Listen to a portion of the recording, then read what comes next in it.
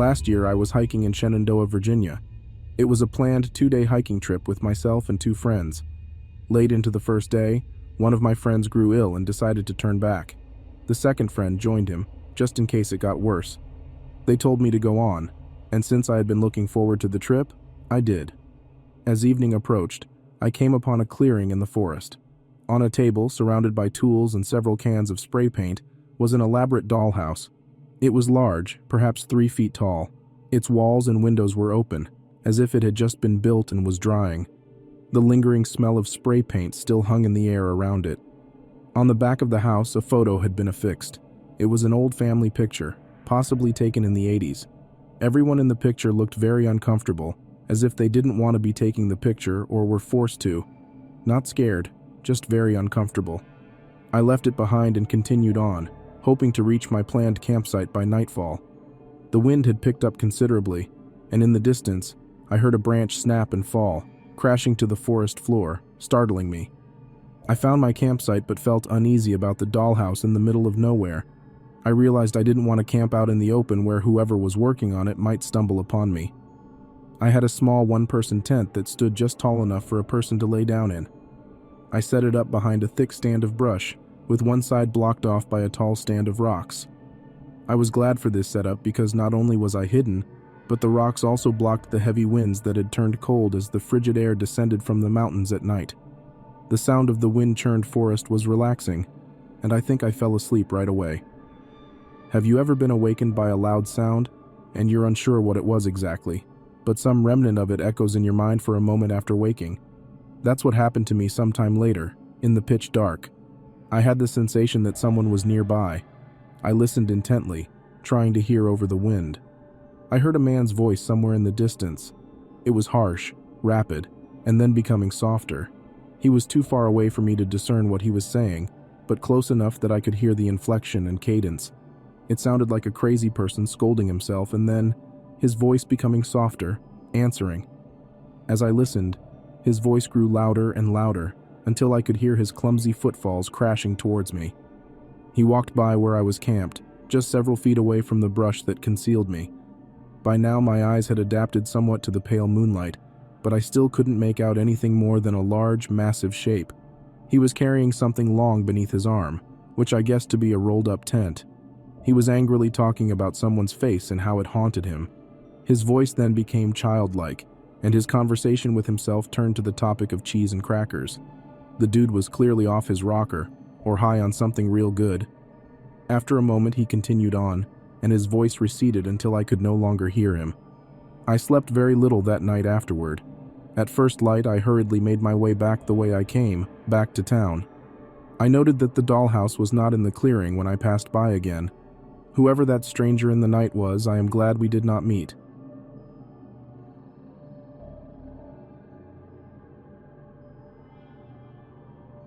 Last summer, my boyfriend and I decided to do some backcountry hiking in Arkansas. It's one of those states you don't ever really hear about other hikers visiting, but we read that it had some beautiful natural landscape, and it does. The rules at this particular park were pretty lax.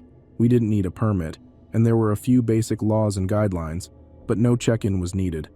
We had all the basics and planned to do a 6-day hike, 3 in, 3 out. The whole time we were out there, we didn't see or hear another soul. But on day 1, as we were prepping to move off trail and find a camping spot as dusk approached, we took what looked like kind of an animal trail. About half a mile out, we saw a green 2-person tent. It was almost camouflaged in the foliage, so we stumbled upon it almost by accident. Some backpackers prefer privacy, while others are more social. We're the more social type. We've had some great experiences camping near other backpackers, sharing stories, food, and a joint or two. We were around 30 yards away from the tent. It was zipped closed, so my boyfriend shouted a greeting to make our presence known. No movement and no sound. We assumed green tent guy either wasn't around or didn't want to be bothered, so we started off in a new direction to put some distance between us. We camped and never heard a peep. We moved along the next morning, completely forgetting about green tent guy, until we neared the end of day 5 on our trek back. Once again, we were looking for a spot to camp off the trail when we came across the green tent.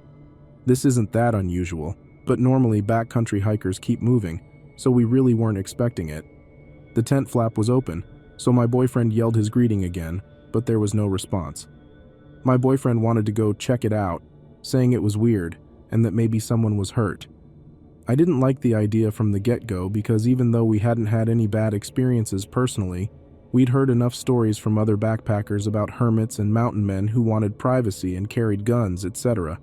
But my boyfriend assured me we'd be fine, and if all else failed, we could offer him some weed to keep the peace, and we'd go on our way.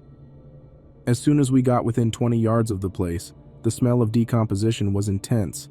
My boyfriend had been hailing his greeting over the last 20 yards, and once the smell hit him, he stopped and turned to me saying, "What if we find a dead body?" My skin crawled, and I was immediately afraid. I'd never seen a dead body before and didn't want to. The closer we got to the tent, the worse the smell got. I knew for sure we were going to walk in and see some old camper's rotting corpse. But what we found was worse than that. Outside the tent were a dead doe's legs covered in flies. It looked like the legs had been cut most of the way and then ripped off the rest of the way. It was a mess. Inside the tent was the body and head of the deer, but the middle portion was swaddled in a blue fleece blanket that was blood-soaked at the bottom where the legs used to be. It was laying on its side, bottom facing the tent entry. The tail had been cut off, and the anus was covered in dried blood and a gape, as if something had been penetrating it. The same was true for its mouth. The bottom portion was bent down at a scary, broken-looking angle. The tent was open, so we could see everything without having to go inside. Not that we would have anyway, because at this point, the smell was almost debilitating. There was a dirty, almost empty clear bottle of Jergens baby oil and a stained green and white fringed kitchen towel. I immediately started crying and begged him to go. All he could muster was, "What the fuck?" And we turned and ran. We ran to the trail and jogged down it for as far as we could go until dusk fully settled, and we had to set up camp. We didn't go very far off the trail, and neither of us slept. We didn't start a fire or use headlamps after full dark. We just sat up whispering to each other, going over and over what we had just seen. Every little noise startled us. It was like our brains were on red alert. I kept thinking any moment a dead deer predator would come back to his tent, see our footprints or something, know we were there, and track us back to our tent. I've never been so scared in my entire life. Just before dawn, we tore down and started out. My boyfriend stopped at the ranger station on our way out of the park to report what we had seen. The ranger was a young guy around our age, and he looked as freaked out by our story as we were telling it. He wrote most of it down, and my boyfriend showed him on a map approximately where it had been. He asked if we knew how the deer was killed, and at that point, we hadn't even thought about it. We just assumed it had been shot, but because of the blanket, we didn't see a wound. However, we weren't exactly giving it an autopsy either. Since then, we have shortened our backcountry hikes to a maximum of 4 days. We've also been a lot less eager to call out to other campsites and have never approached another unmanned tent again.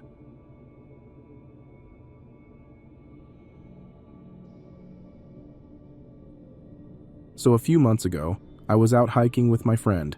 We live in the mountains of western Maryland, and we were about 6 miles into an 8-mile loop we have done frequently when we decided to take some pictures and eat a snack at a summit. This area of the trail had a park, benches and tables, and a parking lot. We were sitting and talking, and I noticed a man just walking around the parking lot alone. He was walking aimlessly and staring at his feet. What confused me was that he was in jeans and a button-down shirt, not exactly hiking attire. We decided to set off on the last 2-mile leg of the loop. This part goes downhill to the headquarters of the park and is cut out of the mountain. The end of that leg is the parking lot where our car is. You don't have a lot of visibility from the trail, and you have to walk single file. I was walking in front and talking to my friend. I turned to look at her, and I see the same man right behind her, following at a rudely close distance. I immediately got a gut-wrenching feeling. I noticed that he didn't have any pack or hiking gear and was not even wearing boots. Something about his eyes really spooked me, so a bit more walking, and he continues to fall very close. I say to my friend that I have to tie my shoe as a reason to step off the trail and let him pass us, in case he is only following closely because he wants to go faster than we are. She immediately catches on to what I'm doing and we pull over. He looks startled, and she says hello politely. He just stares. This is when I notice that he is carrying a stick. As I'm fiddling with my shoe, she stands between us, and he passes us. We wait to give him some distance ahead of us, but he immediately slows down. We wait for a bit longer, and he gets to the furthest part of the trail that has sightlines to us, and he turns around, looking up at us. We decided that something feels too wrong about this guy, and we don't want to have to pass him again. So we turn around and walk back up the trail towards the park with the tables and parking. A few minutes of walking up the trail, I look back and see him walking up the trail too. He's following us. I tell my friend to walk faster. We book it up the trail and get to the parking lot area we were at before. We start to strategize and wait, deciding that we will wait to see if he comes back up the trail to the lot. There are more people around here, so we felt safer waiting it out. About 20 minutes go by and nothing. We are talking about how that could mean that he kept going on the trail and is long gone, or is waiting on the trail where it is more deserted.